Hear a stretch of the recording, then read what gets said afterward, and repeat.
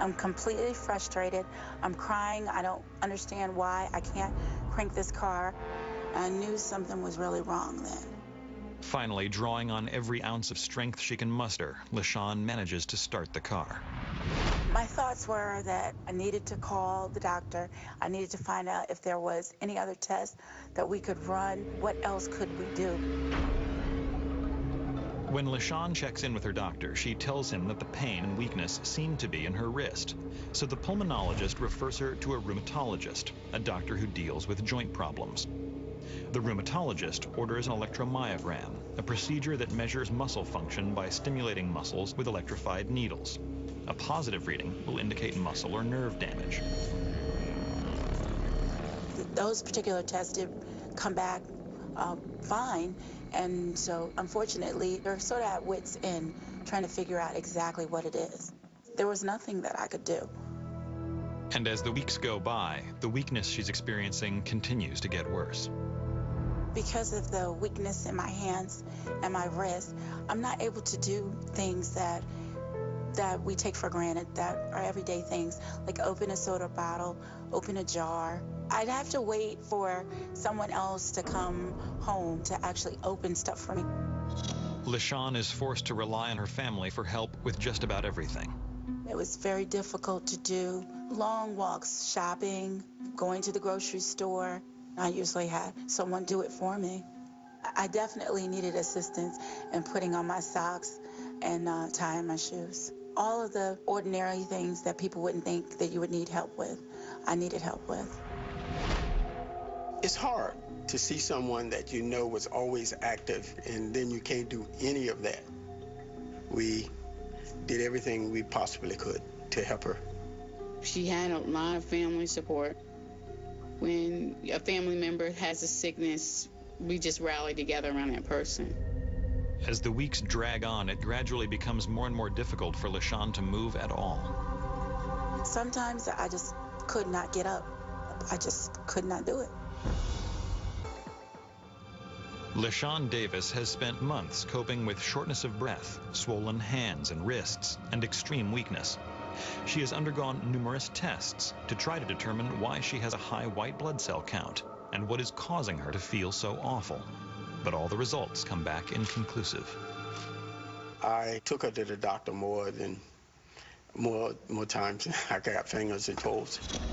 After about 6 months of running various tests and coming up with different lab work, I was concerned that my condition was worsening. Determined to find out what is going on once and for all, LaShawn changes her insurance and schedules an appointment with a new pulmonologist for a second opinion. He knew that I was having difficulties breathing, but he also knew that I had extreme swelling in my hands, my wrists, and the different symptoms as far as not being able to open stuff and the bending down or the getting up. The doctor decides to put her back on the steroid prednisone to see if that will help with her inflammatory symptoms.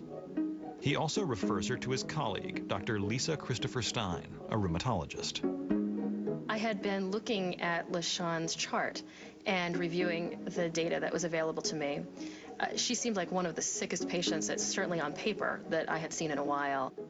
I think my numbers were just something that she had never seen before. She had an extremely elevated white blood cell count that I could not justify. It was about 4 times the usual level. On average, we say about 5,000 to 10,000 is the count. Hers were as high at times as 30,000. Dr. Christopher Stein knows a high white blood cell count can be an indication of a variety of serious conditions, including infections and cancer. So she orders a biopsy of LaShawn's lymph nodes to see what she can find out. The first time I heard that it could be cancer, I was concerned because I had an infant. I was worried that I was not going to be around to see my daughter get older. A few days later, the biopsy comes back negative for cancer, and LaShawn is relieved that the doctors can rule that out. But further blood tests do show something interesting. She has elevated CPK, an enzyme found in the heart, brain, and muscles, which could be an indication of muscle damage and possibly inflammation. When muscles are irritated or inflamed, they can leak the chemicals like enzymes into the bloodstream in higher levels than are normally found there. That was what happened in LaShawn's case. A normal CPK on average is somewhere between 100 and 200 or 250. LaShawn's numbers were around 1,500. Dr. Christopher Stein is determined to find out why LaShawn's muscles are leaking this enzyme. She immediately orders an MRI of LaShawn's thigh muscle. After the MRI showed that there was some inflammation in her muscles, we used that to guide us to biopsy those muscles.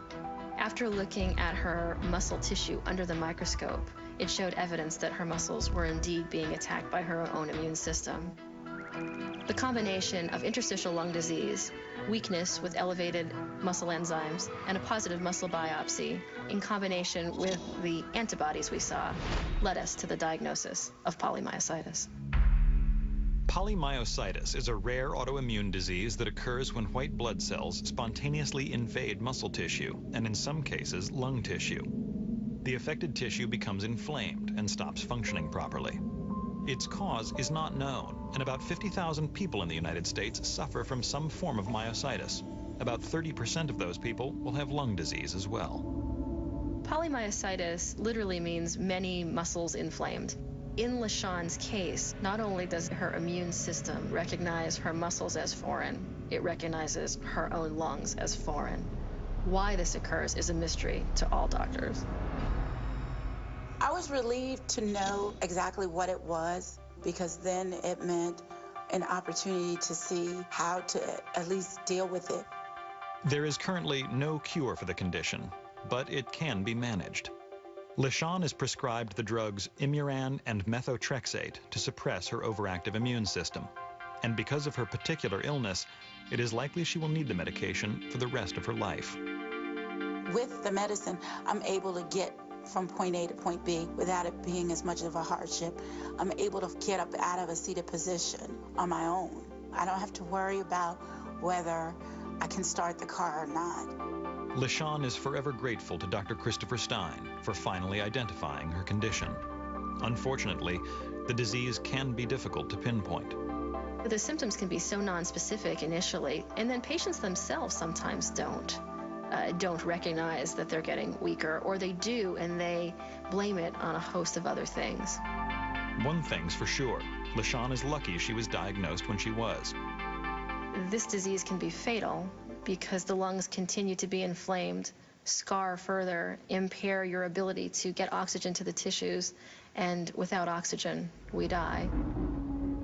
No one knows for sure, but doctors suspect that the flu-like symptoms LaShawn experienced during her pregnancy, fatigue, weakness, sweats, a lingering cold, and laryngitis, may have been the first warning signs.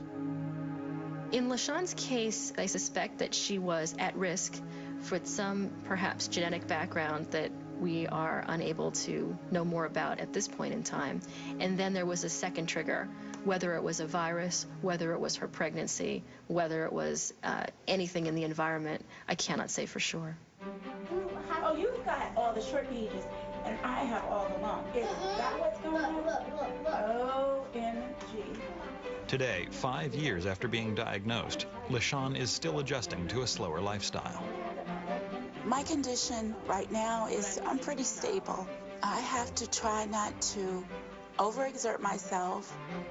We've talked about the possibility of a lung transplant, but to date she's been able to avoid that, and I'm hopeful that we can continue to treat the disease, suppress her symptoms, and hopefully avoid that in the future. She tries to live as a normal life as possible. She does have oxygen at home, so when her levels do drop, she can get on the oxygen. Her daughter's getting older, so she's able to help her. To me, she's doing much better.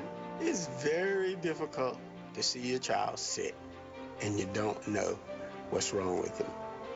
But then, when they're better, you just have faith that God has came through.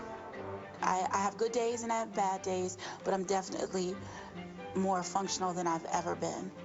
This whole experience has